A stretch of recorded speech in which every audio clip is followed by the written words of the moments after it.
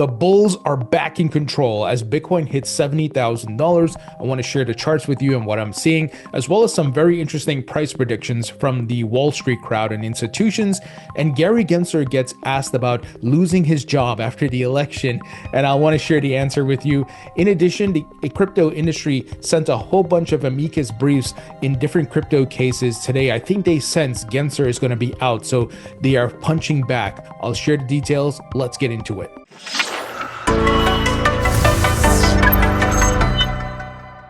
Hey everybody, welcome into the Thinking Crypto podcast, your home for cryptocurrency news and interviews. I'm your host, Tony Edward. On your way in, please hit that subscribe button as well as the thumbs up button and leave a comment below. If you're listening on a podcast platform such as Spotify or Apple, please leave a 5-star rating and review. Folks, we got to talk about Bitcoin.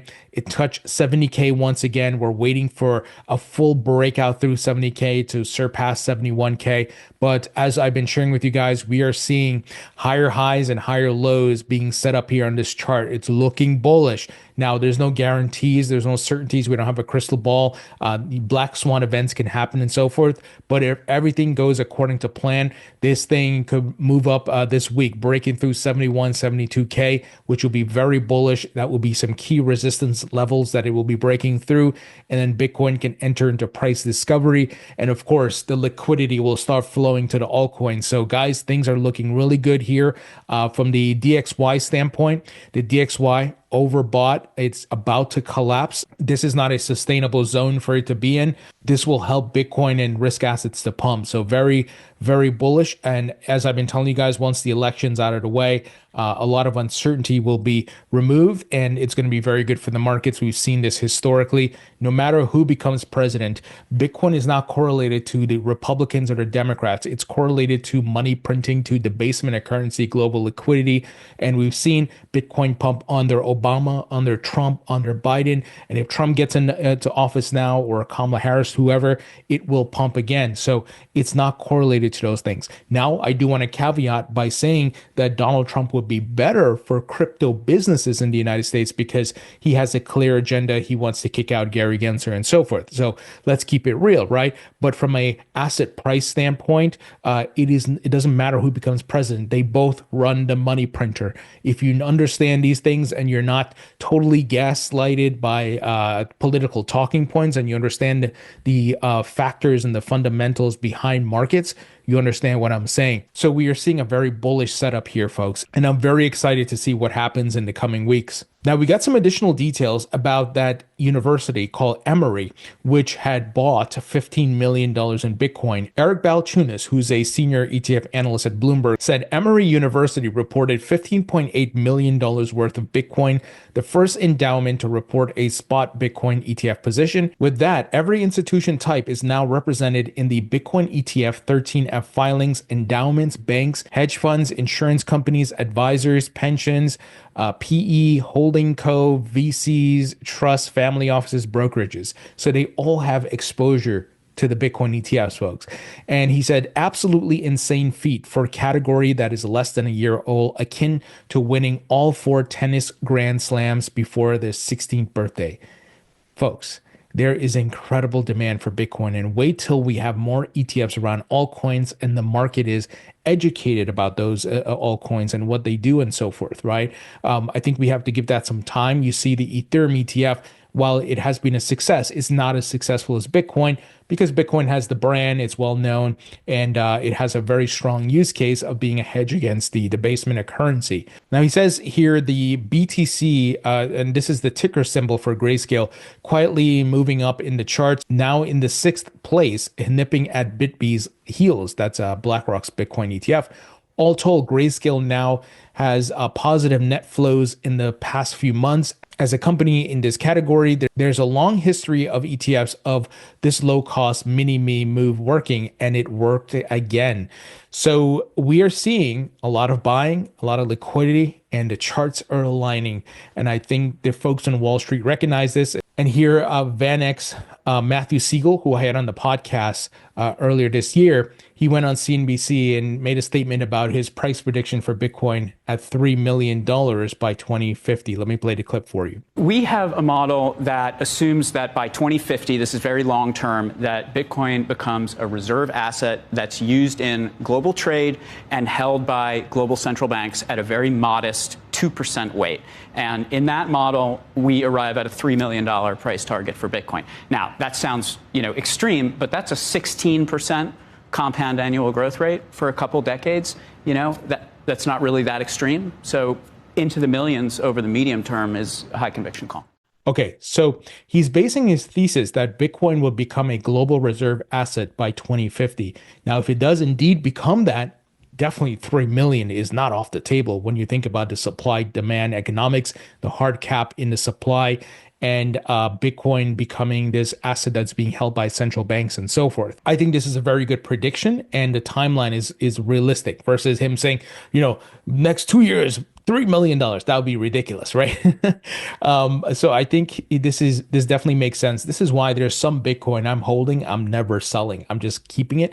Now, the majority of it, I will be using the cycles, take profits, right? I've told you guys my strategy. Take some of that money and reinvest it in Bitcoin and altcoins in the bloody bear market when everybody's scared again. And then taking some of that money to pay off debt and then the profits now and to pay off debt and then spend some of it, of course, some lifestyle chips. So very interesting price prediction here from Matthew. And here, Howard Lutnik, CEO of Cantor Fitzgerald, which is a major Wall Street firm. Howard is, of course, part of Donald Trump's transition team. And he was at the Bitcoin conference. He's bullish. And let me play the clip for you, what he had to say. He was interviewed on the Anthony Pompliano podcast. I have hundreds of millions of dollars. Okay. Hundreds and hundreds of millions of dollars exposure to Bitcoin.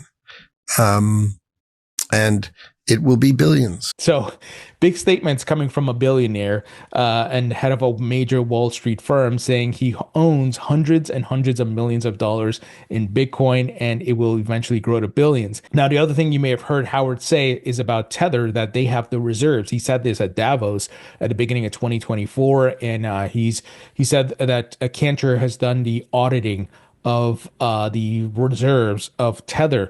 So you're seeing some of the biggest players in the world on Wall Street and so forth just getting involved in crypto, guys. It's pretty amazing.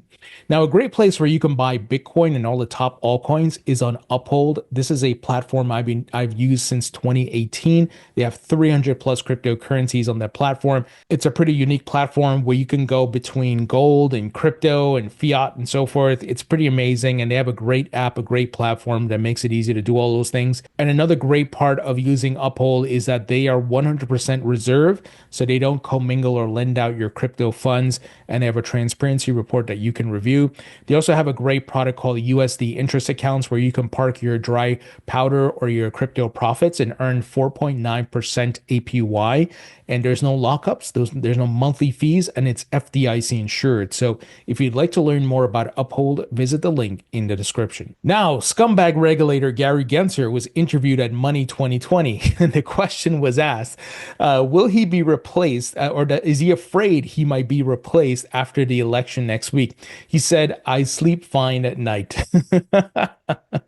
Gary's out. He is out. And I think even if Kamala Harris wins, their team has said they're going to kick him out because, look, already the Democrats in the House and the Senate have turned on him and Elizabeth Warren. So the jig is up, right? Him and Elizabeth Warren are on an island by themselves. So this guy can't be gone soon enough. But the thing is, you know what's going to happen, right? He's the Wall Street rat that's running through these government agencies. Remember, he was at the CFTC back in like 2008. 9, 10, and so forth. And he was called out for, crap that he did then. And then later on, he got the SEC job, right? So watch him disappear for a couple of years. And then all of a sudden he gets a nice, maybe the treasury jobs that he covets so much. He wants to take Yellen's place, right?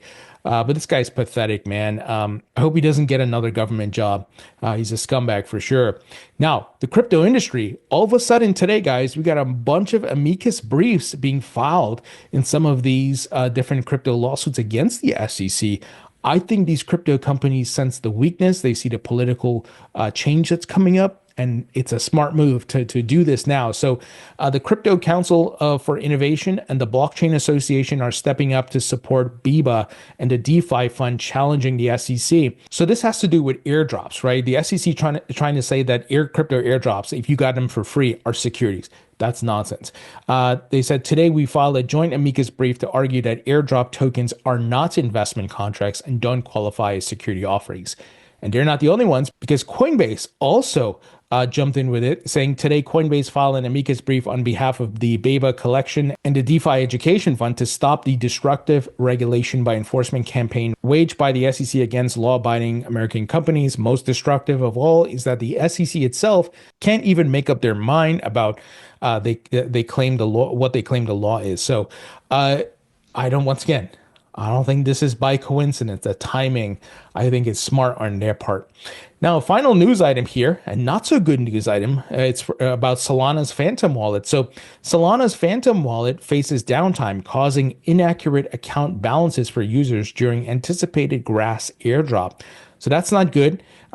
We can't have these things if we want the next billion users coming in. So Solana's had a lot of issues, a lot of downtime. Now, to be fair, the blockchain itself has not had any downtime in the recent months. I shouldn't say recent months. I think in maybe about 8 to 10 months, which is a good thing, right? But the fact that your biggest wallet, Phantom, is experiencing downtime, that's not good. So hopefully they're able to resolve these things. But they said the issues were quickly resolved, but still not good, and don't get me wrong, things can happen from time to time, but there just seems to be a lot of downtime that follows Solana. And while it has incredible speed, are they sacrificing performance and latency because they're trying to be super fast, right? You got to find a balance. So I don't know how many of you use the Phantom Wallet. I've used it in the past. I don't use it on a day-to-day basis, so I didn't even know this happened until I read the news. So let me know if you guys experience the downtime, but this is not good for sure. And look, I know that there has to be further iteration and development from these different blockchain companies and so forth. So we'll get there, but Solana just seems to have a lot of these. And I interviewed somebody from the Solana Foundation recently, and we talked about this. So look, as long as it's maybe not a detrimental downtime, if it went down for like 5 minutes, okay. But if it's down for hours and days or whatever, come on, right? We can't have that. Anyway, guys, let me know what you think. Leave your thoughts and comments below. Hit the thumbs up button. And please support me by subscribing to my free email newsletter on Substack, 100% free. Link will be in the description. And also grab a copy of my book, Rethinking Crypto. It's available on Amazon in paperback and digital. If you bought a copy already, please leave a rating and review. It will really help me out. Thank you so much. I appreciate you all. And I'll talk to you all later.